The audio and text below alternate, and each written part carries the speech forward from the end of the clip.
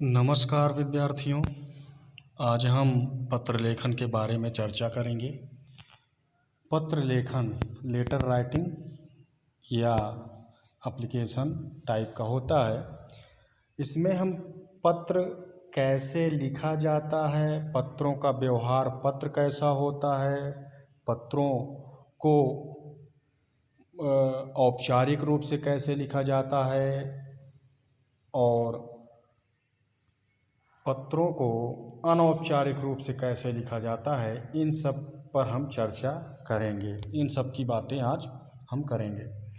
अब पत्र लेखन जैसे आज के परिवेश में, समय में, बदलते युग में इलेक्ट्रॉनिक मीडिया है, इंटरनेट है, व्हाट्सएप है, एसएमएस है, मोबाइल के माध्यम से हम लोग किसी को संदेश भेजते हैं, मैसेज भेजते हैं। उसी प्रकार इससे पहले तकनीकी संचार व्यवस्था से पहले हम पत्र लिखा करते थे, अपने हाथों से लिखा करते थे और हाथ से लिखने के बाद पोस्ट ऑफिस में जाते थे, डाकघर में जाते थे और डाकघर में जाने पर वहाँ जाते थे, उसको पोस्ट करते थे, डाकघर में देते थे और एक डाकिया होता था, पोस्टमैन होता था, जो एक स्थान से दूसरे स्थान तक चिट्ठियों को या पत्रों को पहुँचाने का कार्य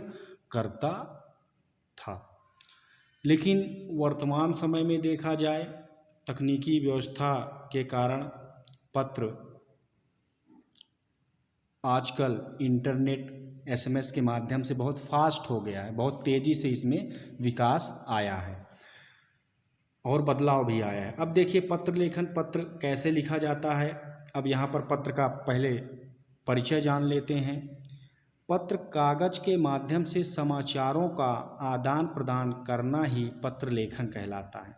कागज वही हैंड राइटिंग, हस्तलेख के माध्यम से जिन समाचारों को जो हम लिखना चाहते हैं, वह चाहे औपचारिक रूप से लिखना चाहें या अनौपचारिक रूप से लिखना चाहें, वह किसी ऑफिशियल पर्पस से लिखना चाहें या किसी रिलेटिव को लिखना चाहें, तो उसको हम कागज़ के माध्यम से, हम अपने हैंड राइटिंग से कागज़ के माध्यम से लिखेंगे और लिखने के बाद हम पोस्ट ऑफिस में जाएंगे, उसको पोस्ट करेंगे या आजकल तो इंटरनेट के माध्यम से, इलेक्ट्रॉनिक मीडिया के माध्यम से, फेसबुक, ट्विटर, व्हाट्सएप, इन सब के माध्यम से, एसएमएस के माध्यम से हम इस पत्र को, अपने पत्र को दूसरी जगह पहुंचा सकते हैं। पत्र लेखन के माध्यम से हम अपने भावों और विचारों को व्यक्त कर सकते हैं। हम अगर पत्र को लिखें अपने हैंड राइटिंग से, तो हम उस पर अपने भाव और हमारे क्या विचार हैं किसी जिसको हम लिखना चाह रहे हैं उनके प्रति, तो वह व्यक्त होता है। पत्रों के माध्यम से एक व्यक्ति अपनी बातों को लिखकर दूसरों तक पहुंचा सकता है। पत्र को अभिव्यक्ति का एक सशक्त माध्यम माना जाता है। अभिव्यक्ति का मतलब होता है विचारों का आदान प्रदान।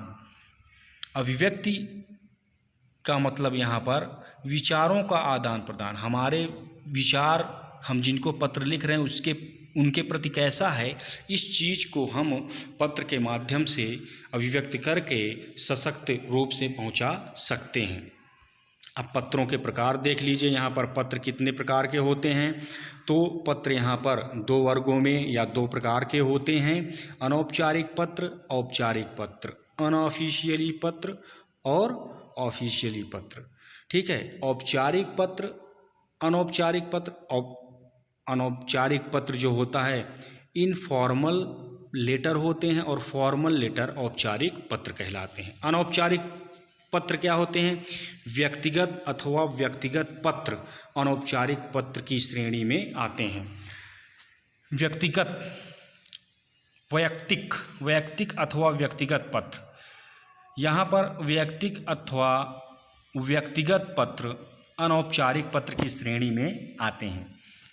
वैयक्तिक अथवा व्यक्तिगत पत्र, वैयक्तिक पत्र से तात्पर्य ऐसे पत्रों से है जिन्हें व्यक्तिगत मामलों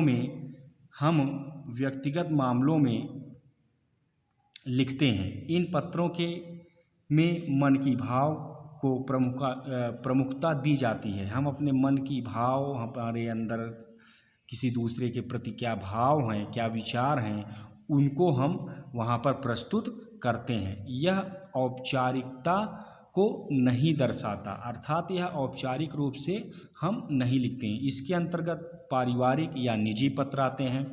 पारिवारिक पत्र में हम अपने पेरेंट्स, माता पिता को लिखते हैं। निजी पत्र में हम अपने लिखते हैं, किसी दोस्त को लिखते हैं, किसी सगे संबंधी को लिखते हैं। ये सारे पारिवारिक और निजी पत्र में आते हैं। औपचारिक पत्र जो होता है वह प्रधानाचार्य या कोई पदाधिकारी जो होते हैं, व्यापारियों को, ग्राहकों को, पुस्तक विक्रेता, संपादक आदि को लिखे गए पत्र औपचारिक पत्र कहलाते हैं। जहाँ पर हम अपने व्यक्तिगत और वैयक्तिक भावों को छोड़ देते हैं, वहाँ पर औपचारिक पत्र कहलाता है। औपचारिक पत्रों को निम्नलिखित वर्गों में विभाजित किया जा सकता है, जैसे प्रार्थना पत्र या आवेदन पत्र अवकाश के लिए, प्रार्थना पत्र सुधार करने के लिए, प्रार्थना पत्र संपादकीय पत्र होते हैं, इसमें शिकायतें आती हैं, समस्या आते हैं, सुझाव क्या हैं, अपील क्या हैं, निवेदन, किसी को निवेदन किया जाता है, कार्यालयी पत्र, किसी सरकारी अधिकारी विभाग को यह पत्र किसी कार्यालय के लिए लिखा जाता है। यह सब औपचारिक पत्र हैं, फॉर्मल लेटर। व्यावसायिक पत्र दुकानदारों को लिखा जाता है, प्रकाशक को लिखा जाता है, व्यापारी को या किसी कंपनी को पत्र लिखा जाता है, तो यहाँ पर औपचारिक पत्र कहलाता है।